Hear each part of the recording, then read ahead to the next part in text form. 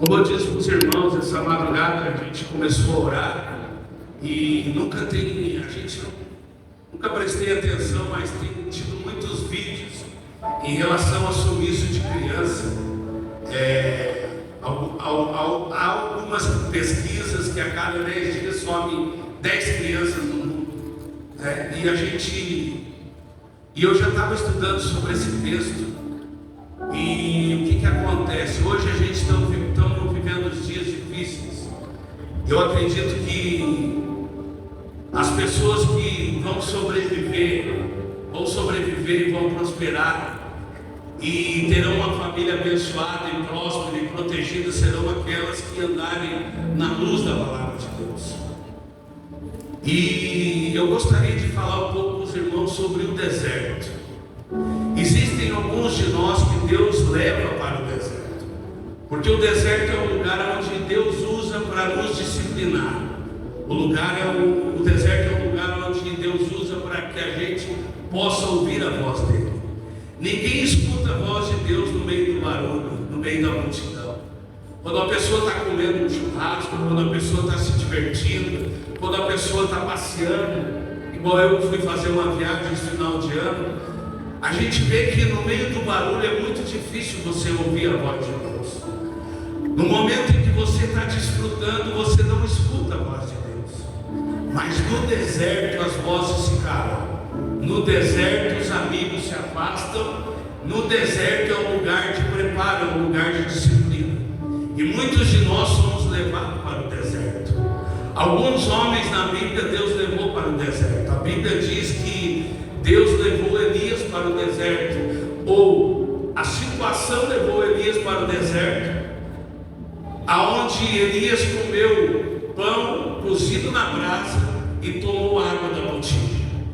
Mas a Bíblia também diz no livro de Lucas, no capítulo 4, versículo 1, que o Espírito do Senhor conduziu Jesus ao deserto para que ele fosse tentado.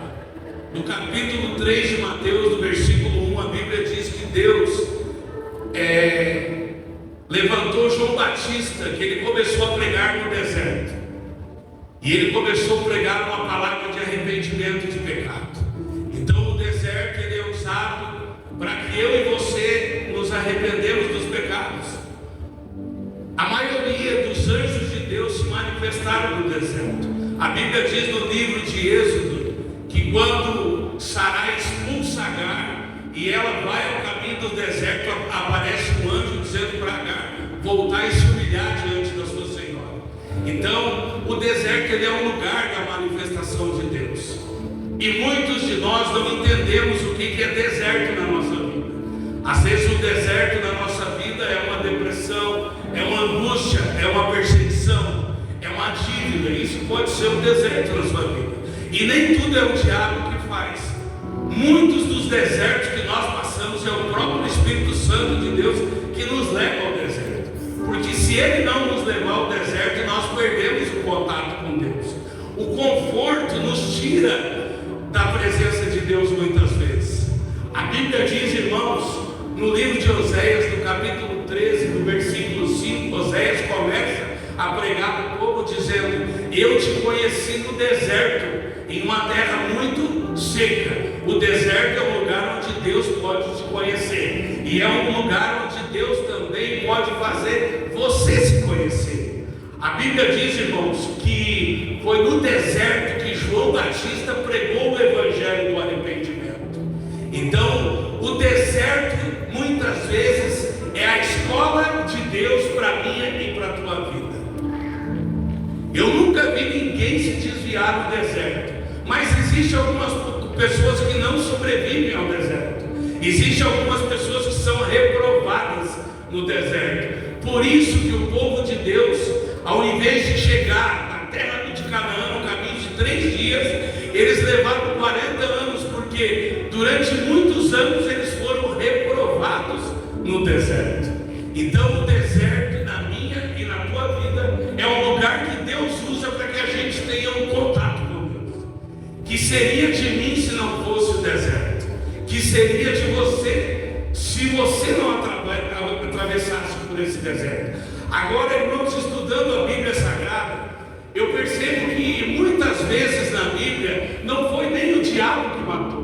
Foi Deus que matou. Aliás, poucas pessoas na Bíblia foi o diabo que matou. A Bíblia diz que o diabo matou 10 pessoas, que foi no caso de Jó. Em todos os outros casos foi Deus que matou. Deus que matou. Por isso que a Bíblia diz que Ele dá a vida e Ele tira a vida. A Bíblia diz que quando essa menina ela foi sequestrada e ela foi trabalhar para um general de guerra chamado Naamã, ali começa um deserto na vida dela. E nesse deserto se manifesta algo no coração dessa menina. Sabe o que se manifesta no coração dela?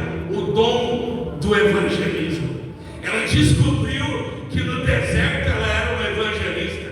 Porque a partir do momento que Naamã chegou em casa e tirou a armadura, que aquela menina percebeu que Naamã, embora sendo um general de guerra, Naamã era leproso, aquela menina olhou para Naamã e disse: se esse senhor, se o seu marido estivesse diante do profeta que está em Israel, ele seria restaurado na lepra. Palavra de uma evangelista, palavra digna de um evangelista.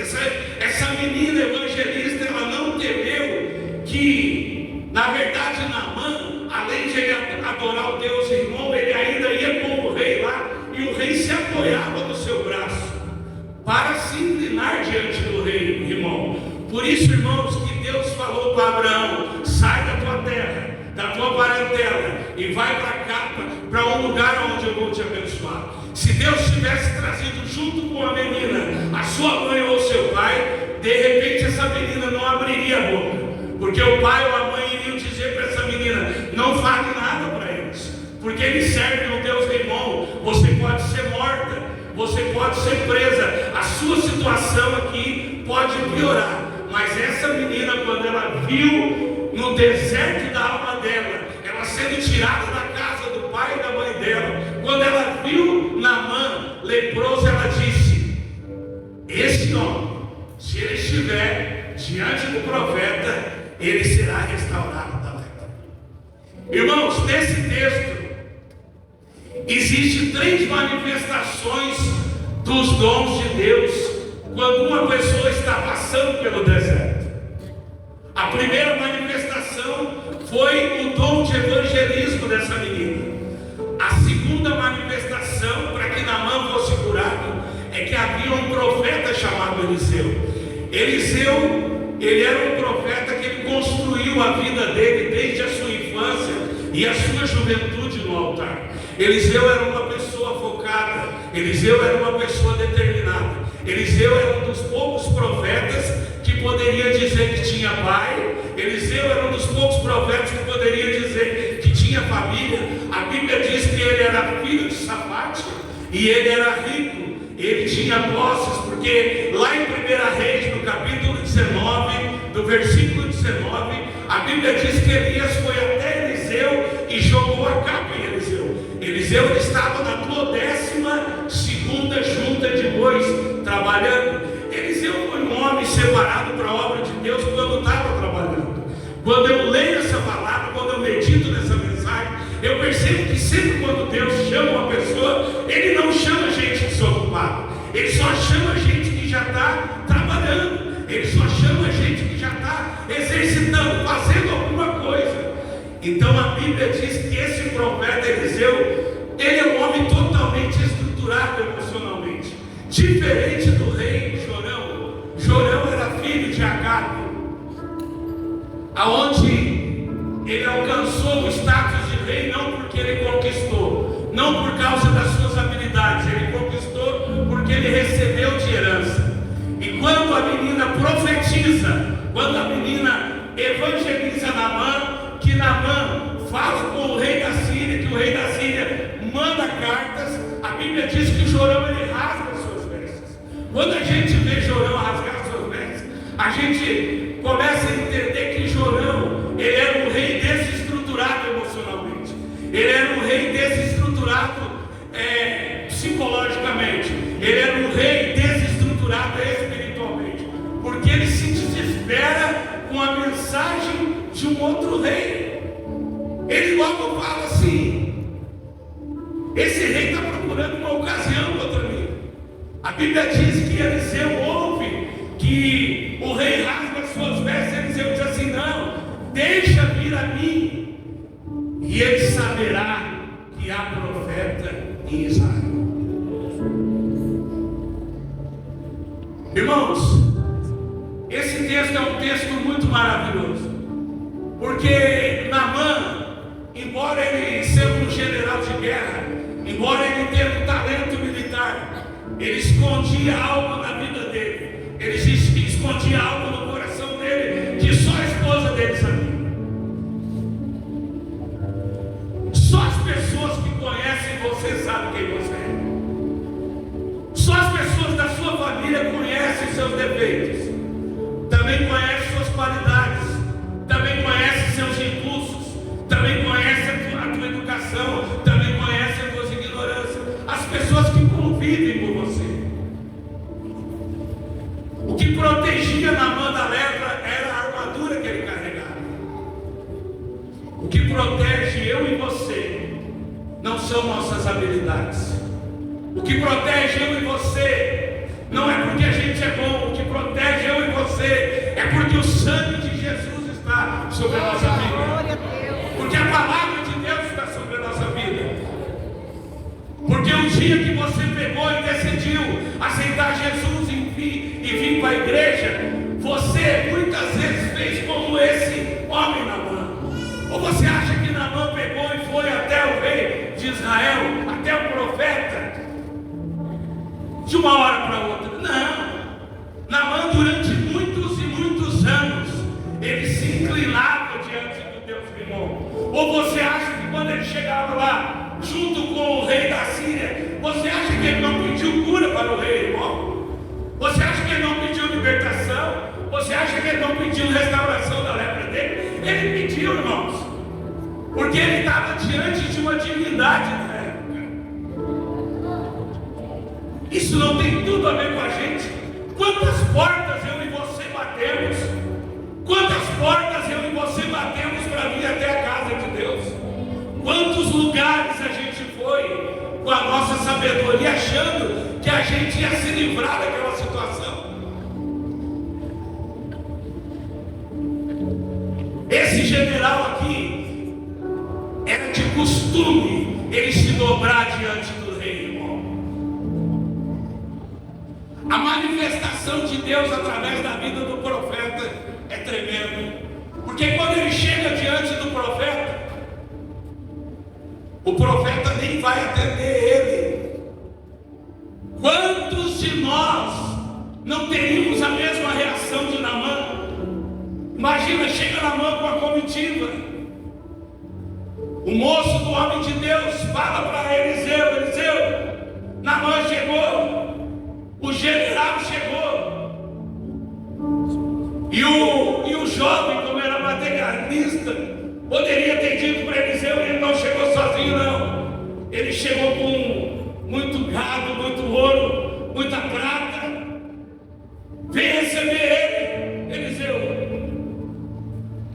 A Bíblia diz que Eliseu nem se mexeu na casa dele. Eliseu olhou para o moço: pode dizer para ele que eu não vou atender. Fala para ele mergulhar 7 vezes. Irmão, se é nos dias de hoje, é como se Eliseu tivesse dito assim: não, eu estou na minha privacidade, eu estou na privacidade da minha casa, eu estou na privacidade do meu lar, eu estou no meu devocional, eu não tenho que atender ninguém na minha casa, não. Não é porque eu sou homem de Deus que eu tenho que atender as pessoas da minha casa, não. Na minha casa não é lugar de cura, na minha casa é lugar da minha privacidade, a minha casa é o lugar que eu cuido da minha família, a minha casa é o lugar que eu cuido dos meus filhos, eu não tenho que atender ninguém na minha casa. Eliseu estava dizendo: na minha casa eu tenho privacidade. Agora fala para ele, se ele quiser cura, ele faz o seguinte: ele vai no Rio Jordão e mergulha 7 vezes. Gente, quando eu comecei a ler, como diz o pastor, você tem 8 dias, e você começa a ler a Bíblia, você começa a refletir na Bíblia, você descobre que se manifesta um terceiro dom nesse texto. Por Sabe por que Naamã estava indo embora? Porque Naamã pensou: puxa vida, eu já vim de tão longe, o que custava ele me atender? Eu pensei que ele vinha, colocava a mão na minha cabeça e ia orar por mim, e o leproso sairia curado. Isso é jeito de me atender? E a Bíblia diz que ele estava indo embora. Aí se manifesta um terceiro dom. O terceiro dom que precisa ter na igreja, sabe, irmãos? É o de evangelista, é o de profeta. Mas esse dom, ele é maravilhoso. É o de ser servo.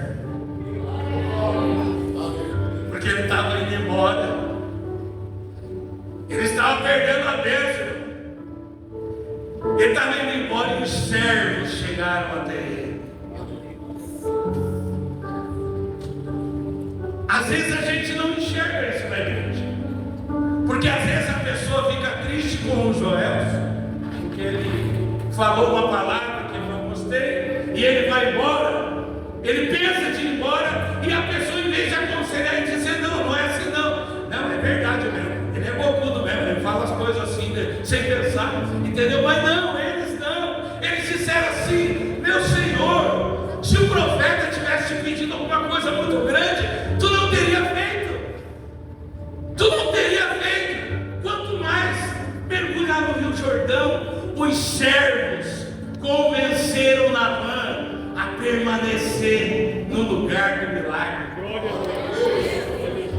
Nós estamos carentes, sabe, irmãos, desse tipo de pessoa na igreja, que quando o irmão vai sair da casa de Deus, quando o irmão vai se desviar, a gente está carente dos servos. A gente está carente dos servos que falam assim para nós: ó, fica, você vai vencer, você vai alcançar, você vai conquistar. Mas precisa desses servos da casa de Deus. Nós precisamos do profeta, precisamos do evangelista, precisamos da casa de Deus. Todos os dons têm que estar em sintonia. Mas os servos, irmãos, os servos, eles são diferentes, porque a pessoa está machucada, a pessoa está ali triste, a pessoa está pensando em ir embora, a pessoa está pensando em desviar, a pessoa está pensando em voltar a beber, voltar a usar droga, e os servos chegam ali: meu pai, é tão simples. O profeta só falou para você mergulhar no Rio Jordão.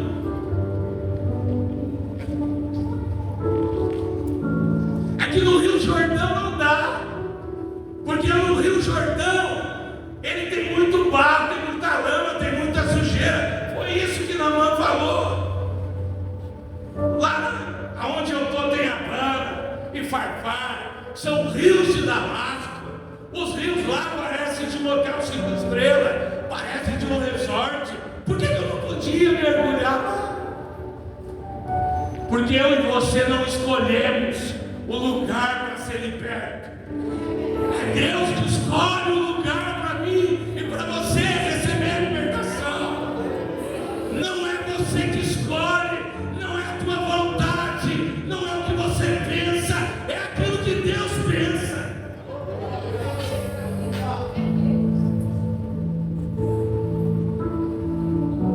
São 3 dons maravilhosos que se manifestaram nesse texto, para que Naamã recebesse a cura. Irmãos, é que a gente lê a Bíblia igual lê um livro, mas a gente não medita na palavra. Eu comecei a me perguntar, para a gente que é casado, aí eu já vou falar: irmãos, como que essa mulher se relacionava com Naamã? Como que ela tinha uma relação com esse homem, sendo ele leproso? Se a nossa, muitas vezes, tem que tomar banho, tem que se perfumar, tem que escovar bem, tem que fazer isso, fazer aquilo. Só falta fazer uma plástica de novo. Mas essa mulher, ela enxergou uma possibilidade de Deus libertar aquele homem.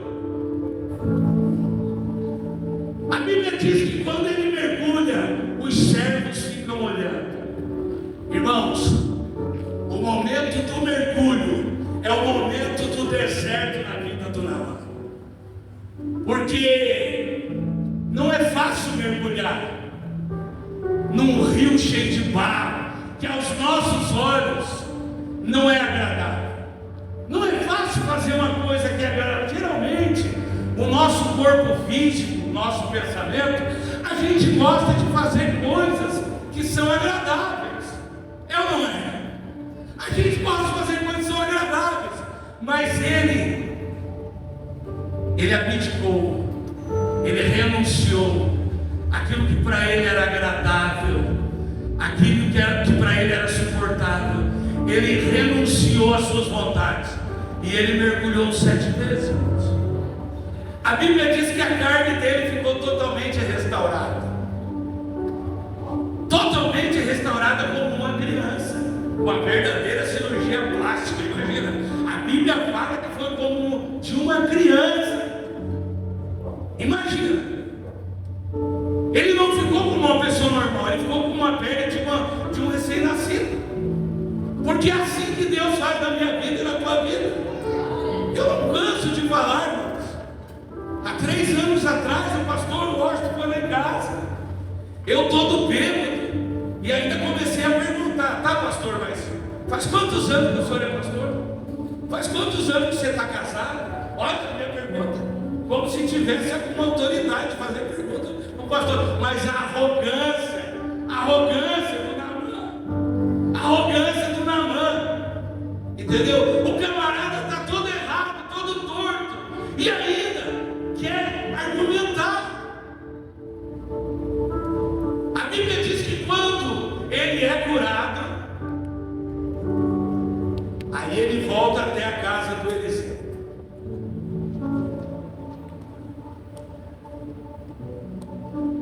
A Bíblia diz que Eliseu recebeu ele. Eliseu não recebeu ele quando ele estava leproso, mas Eliseu recebeu ele quando ele estava curado. Tem pessoas que veem a nossa lepra, que veem nossos defeitos, que veem nossas dificuldades, que veem nossas desilusões, e por mais que elas nos amem, elas não podem fazer nada para nos ajudar. E quando Naamã estava totalmente curado, Naamã quis dar a oferta para Eliseu. Sabe por que Eliseu não recebeu a oferta de Naamã? Porque não tem preço a libertação. A libertação é de graça. Eliseu não recebeu a prata que Naamã ofereceu, não recebeu o ouro que Naamã ofereceu, porque Naamã estava ensinando aquele ciclo que a libertação é de graça. Se lá na terra de vocês fazem oferenda, lá na terra de vocês matam a galinha, se lá na terra de você mata bicho, aqui é de graça. A libertação na casa de Deus é de graça, porque pela graça sois salvos. Isso não é de vós, isso é dom de Deus.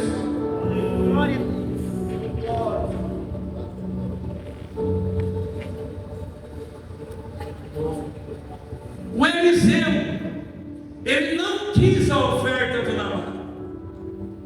Então Naamã disse o seguinte, no capítulo 5, do versículo 17: e disse Naamã: seja assim contudo, dê a esse seu servo uma carga de terra.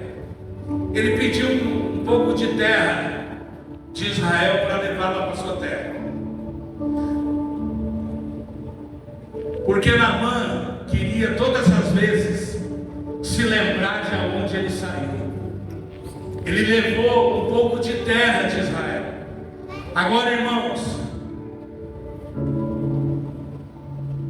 quando Naamã volta para casa, antes dele voltar para casa, ele fala para Eliseu: eu não vou mais oferecer sacrifício a outros deuses, senão ao Deus de Israel. Às vezes a gente fica analisando a Bíblia toda e fica olhando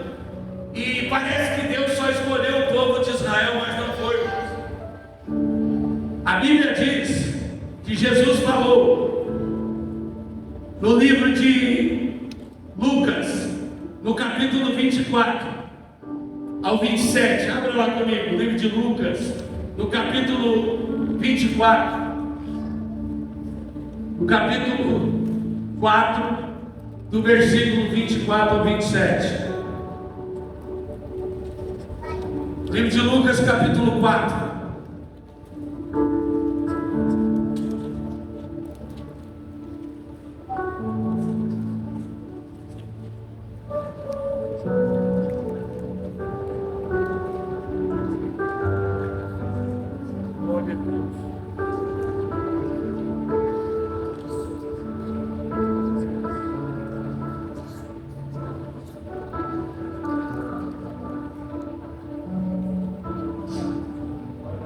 Eu acho que eu perdi esse texto.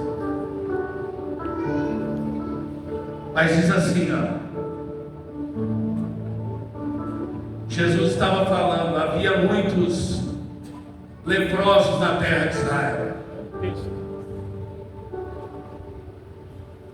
Muitos leprosos na terra em Israel nos dias do profeta Eliseu. E nenhum deles foi purificado, senão na mão do Senhor. Geralmente, Deus sempre usou uma forma de trazer impacto na vida do povo de Israel. Havia também uma passagem daquela mulher que quebrou o vaso de alabastro da casa de Simão, o fariseu. Simão era fariseu, mas ele não recebeu cura. Quem recebeu cura foi a mulher que quebrou o vaso.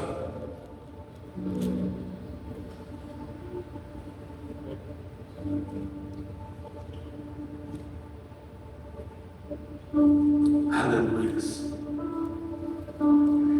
Lucas capítulo 7, no versículo 44, diz assim: e voltando-se para a mulher, disse a Simão: vê tu esta mulher? Eu entrei na tua casa e tu não me deste água para os pés, mas esta regou meus pés com lágrimas e me enxugou com os seus cabelos. Não me deste ósculo, mas esta, desde que entrou, não tem cessado de me beijar os pés. Não me ungiste a cabeça com óleo, mas esta me ungiu os pés com unguento. Por isso eu digo que os seus muitos pecados lhe são perdoados, porque muito amou, mas aquele a quem pouco é perdoado, pouco ama. Esse Simão aqui, ele era um fariseu.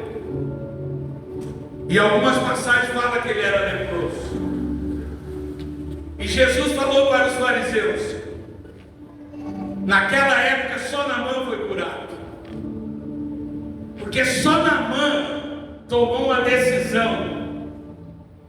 Só Naamã tomou uma decisão de quebrar o seu orgulho.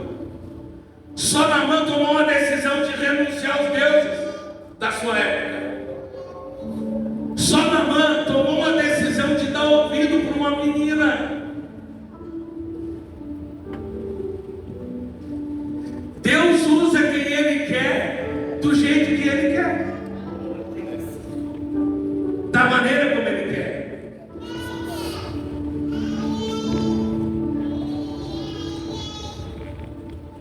Eu vou finalizar no livro de Marcos, capítulo 10, versículo 28.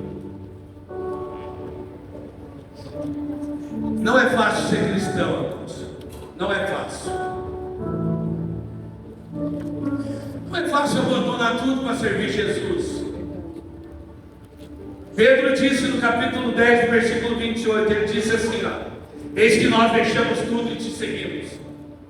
E Jesus respondeu, disse: em verdade vos digo, que ninguém há que tenha deixado casa, ou irmão, ou irmãs, ou pai, ou mulher, ou filhos, ou campos por amor de mim e do Evangelho, que não receba 100 vezes mais nesse tempo e também no vindouro. Eu não sei vocês, irmãos, eu não sei vocês, mas Jesus está dizendo que aquele que abandona tudo por amor a Ele, aquele que abandona a cachaça, aquele que abandona a prostituição, aquele que abandona o cigarro, irmãos, todas as pessoas que eu conheci A mais difícil que as pessoas me dizem é a seguinte: Joelson, como é difícil largar o cigarro. Aquele que abandona o cigarro, aquele que abandona os vícios, aquele que abandona tudo, Jesus disse, vai receber nesse tempo 100 vezes mais. É nesse tempo. Ah, tem gente que fala que é só quando ir para o céu. Não, irmão. A Bíblia está dizendo que é nesse tempo. É nesse tempo. É para essa vida. Quando você abandona, quando você renuncia, quando você decide colocar a tua vida na cruz, é nesse tempo que você vai receber 100 vezes mais. Por isso que Pedro disse, nós abandonamos tudo e te seguimos. Que figura esse Pedro. Jesus não fica por baixo. Fica tranquilo, Pedro, você vai receber 100 vezes mais. 100 vezes mais. 100 vezes mais. Se você pensar o quanto é vantajoso, irmãos, eu fico pensando, essa noite eu fiquei sem dormir porque eu estava orando. Mas quantas vezes eu fiquei rodando a casa porque eu não conseguia dormir por causa do efeito da cocaína? Quantas vezes eu ficava rodando escondido? Acho que estão querendo entrar aqui dentro de casa. Quantas vezes eu tinha um sentimento de pânico? Eu ficava me escondendo e a minha esposa vendo tudo aquilo, vendo toda aquela lepra ali, vendo toda aquela desgraça, sabe, irmãos? E essa noite eu passei a madrugada orando, porque Deus ele muda os nossos hábitos, Deus ele muda o nosso coração. Hoje é um dia de Santa Ceia. Primeiro que eu nem imaginava estar na igreja, ainda mais pregando no dia de Santa Ceia. Eu sei que tem muitos de vocês aqui que estão muito mais dentro do que eu, que se eu sentar do lado de vocês, vocês vão me ensinar muita coisa. Mas a Bíblia diz que quando Deus leva um homem e uma mulher para o deserto, não é para matar, mas é para salvar. Então, se você está passando por essa dificuldade, eu quero dizer que você foi escolhido para ser provado. Você foi escolhido para ser disciplinado. Você foi escolhido para ouvir a voz de Deus. Porque o deserto é o lugar onde Ele escolhe e chama você para ouvir a voz dele. Amém, irmãos? Vamos colocar de pé em nome de Jesus.